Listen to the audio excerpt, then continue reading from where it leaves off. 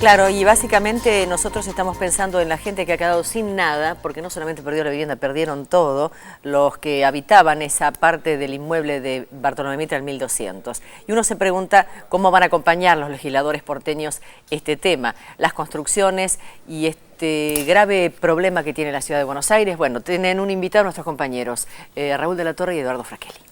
Exactamente, Claudia, y para hablar justamente de qué es lo que se hace con respecto a las leyes que gobiernan este problema y qué es lo que no se hace desde quien le toca actuar en el Ejecutivo, vamos a hablar con Eduardo Elstein, que es diputado por Diálogo por Buenos Aires. Elstein, bienvenido. Gracias, buen día.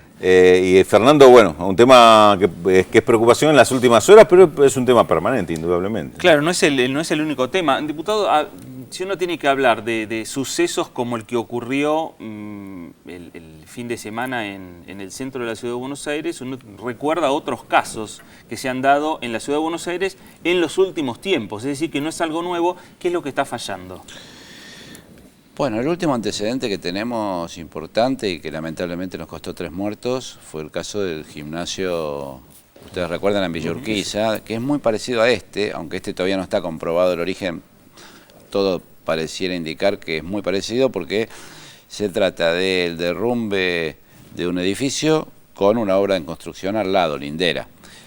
Cuando ocurrió aquello de Villa Urquiza, nosotros, aparte de la gran preocupación que tuvimos, trabajamos mucho ese tema porque encontramos que había un vacío legal. ¿Cuál era el vacío legal? El vacío legal tenía que ver con que la primera inspección el gobierno de la Ciudad de Buenos Aires la realizaba a pedido del responsable de la obra en el momento de la primera losa. Es decir, toda la etapa anterior que tiene que ver con la demolición y con la excavación, que de eso se trató en Villa Urquiza, no se inspeccionaba. Nos entrevistamos con gente de la UOCRA, nos entrevistamos con los vecinos, nos entrevistamos también con los peritos verificadores. Entre todos hicimos un proyecto de ley, uno lo presenté yo, otro la coalición cívica, otro hubo incluso diputados del propio macrismo. Consensuamos una ley que es la 3569. ¿Qué dice la ley 3569? Aprobada desde noviembre del año pasado. Dice básicamente que en su artículo 4 que el gobierno de la Ciudad de Buenos Aires debe realizar una inspección en el momento de la demolición y otras 2 en el momento de la excavación. Esta ley que está vigente en la Ciudad de Buenos Aires es la que en este caso, más allá de la que aparte hubo denuncia, etcétera, no se cumplió. Ni siquiera el gobierno de la Ciudad de Buenos Aires reglamentó esta ley. Tal es así que hace 20 días, cuando vino el director de la Agencia de Control, ingeniero Ibáñez, a la legislatura a defender su presupuesto, nosotros que fuimos a mirar, fuimos a ver si había un incremento presupuestario que estuviera vinculado con aumentar la cantidad de inspecciones producto de esta propia ley. No lo había. Entonces le dijimos, ¿por qué no pide más plata para hacer esto? ¿Por qué no reglamenta la ley? ¿Qué está esperando? ¿Que haya un nuevo accidente o un nuevo desastre para que el gobierno se ponga las pilas en este tema? No tuvimos respuesta favorable, prácticamente no hubo explicación y hoy lamentablemente tenemos que lamentar este nuevo derrumbe donde una vez más vuelve a pasar lo mismo y lo del gobierno de la Ciudad de Buenos Aires la verdad que me parece de una gran frivolidad, porque escuchar ahora al jefe de gabinete de ministros, Horacio Rodríguez Larreta, decir ¿qué quieren? No podemos tener un inspector por cada obra, es una respuesta frívola. Digamos, el jefe de gabinete sabe que no se trata de tener uno para cada obra, sino de que el inspector llegue en el momento indicado a la obra, porque una vez que usted terminó la excavación y tapó, después es muy difícil saber qué es lo que hay allá abajo. Tiene que creer en lo que a usted le cuentan. Por eso es que cambiamos la ley. Claro, Sí. y más en este momento en el cual el sector inmobiliario sigue moviéndose y sigue creciendo de manera permanente en la Ciudad de Buenos Aires. Así es, si bien este año disminuyeron un poquito los permisos de obra respecto del año anterior, es evidente que hay una proliferación y está bien que haya un boom de la construcción, tiene que ver con mejorar la actividad, la capacidad económica. Por suerte en Argentina tenemos mucha construcción. Ahora, el Estado tiene que controlar, porque son los propios actores los que lo denuncian. Fíjense, la UOCRA, que defiende la seguridad de sus trabajadores. La Cámara de Demoledores, que en su momento nos visitó y nos dijo, hay mucho demoledor trucho, creen un registro en el gobierno de la Ciudad de Buenos Aires, que también está consagrado en la ley, y que se publique en la página web quién es el demoledor a cargo y que efectivamente ese señor que es responsable esté anotado en un registro de demoledores. O sea, lo que hay que hacer es trabajar. El gobierno, lo que me parece que en este caso no hizo fue estar a la altura de las circunstancias, sobre todo porque tenemos antecedentes serios en esta materia. Ahora, hay un par de elementos, hablando de antecedentes, que a uno le llaman la atención y quería su punto de vista. Uno, este es un gobierno que, digamos, el de Macri, que surge justamente de un siniestro que tiene que ver con la falta de cuidado y cumplimiento de reglas edilicias, como fue Cromañón, que fue el derrumbe del gobierno de Ibarra y el que le dio espacio al surgimiento del macrismo en Capital, sin ninguna duda.